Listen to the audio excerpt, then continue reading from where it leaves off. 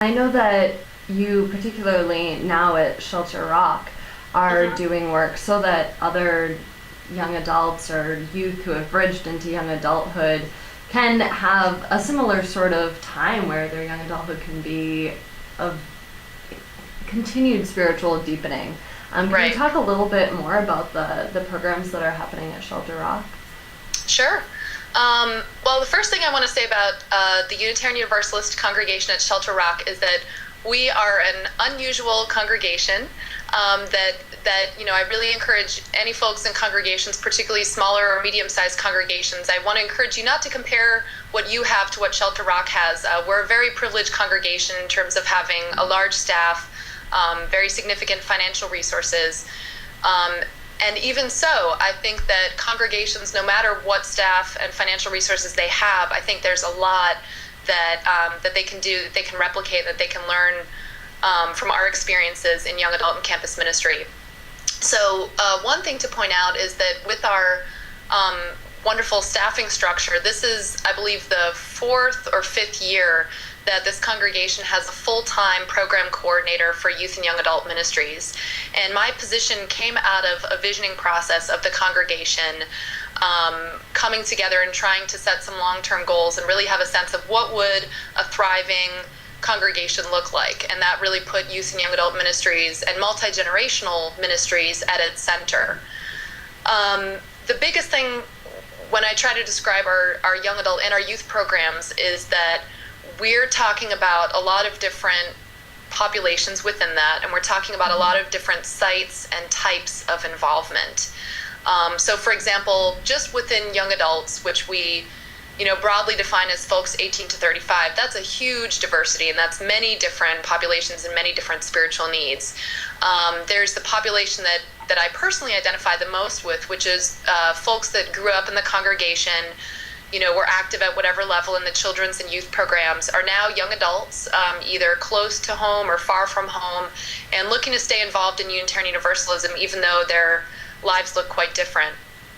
We also have young adults who are discovering Unitarian Universalism for the first time in college through our campus ministry or through young adult activities or through the life of the congregation, finding their way to our facility, checking out worship or one of our programs for the first time. Though their entry point into Unitarian Universalism is quite different than a child or a youth or an older adult that finds us in a different period of their life. And then there's always this juggling of young adults that we see face-to-face and young adults that we don't. And even young adults that I see face-to-face and young adults that the rest of the congregation might not. I interact with young adults in so many different ways. There's a lot of Facebook, there's a lot of text messaging, there's a lot of virtual interaction, but also in-person gatherings, whether it's folks that are just home in person over the summer or during the winter, or folks that are here year-round.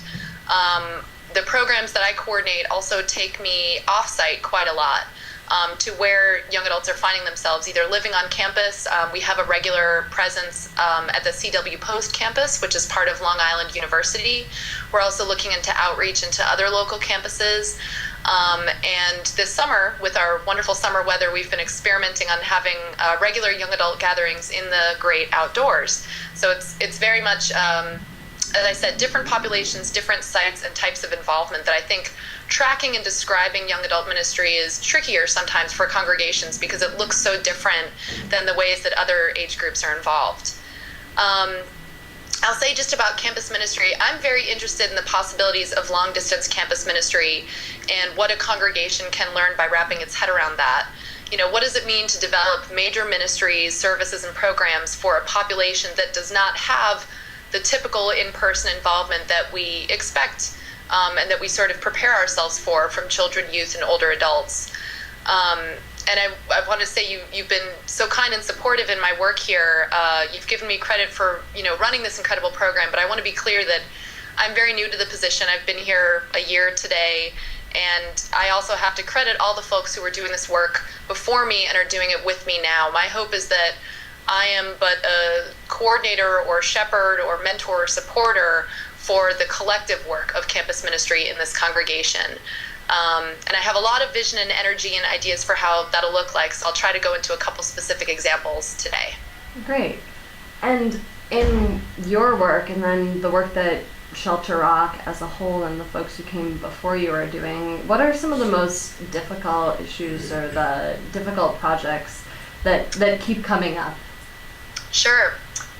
I'll give two examples. One is just what is the nature of my work? What does it mean to develop or lead youth and young adult ministries? And some might think that the bulk of my job is or should be, actually developing programs, putting on events and activities and classes and so forth. And I really think that's a piece of my work, but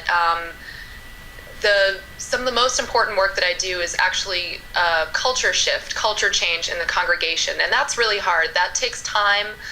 That's a lot more slower moving than putting an event or an activity or a program or a worship service together. That's about changing hearts and minds, relearning the ways that congregations are run, trying out very different ways to be in community with each other. And it requires a lot of buy-in, so it requires a lot of trust and relationship. So I think just building trust and relationship among all ages of the congregation and help them feel more aware of and connected to youth and young adult ministry is the big part of the work. And that's hard work because you can't measure or produce results in the same way as putting out an event or an activity or a new program. Another challenge that I'll talk about is, well, along with culture change, I think some of the cultural aspects of congregations that make youth and young adult ministry challenging, particularly campus ministry and long-distance campus ministry, those are really deeply ingrained pieces of our culture, and it's a big process changing them. So right now, Shelter Rock, the congregation I work for, is revisiting its visioning process and determining its major organizational goals and subsequently how it will distribute its resources. So this is a major project, major undertaking of the congregation that will decide all of our ministries and have an impact on who we are locally and in the world for years to come.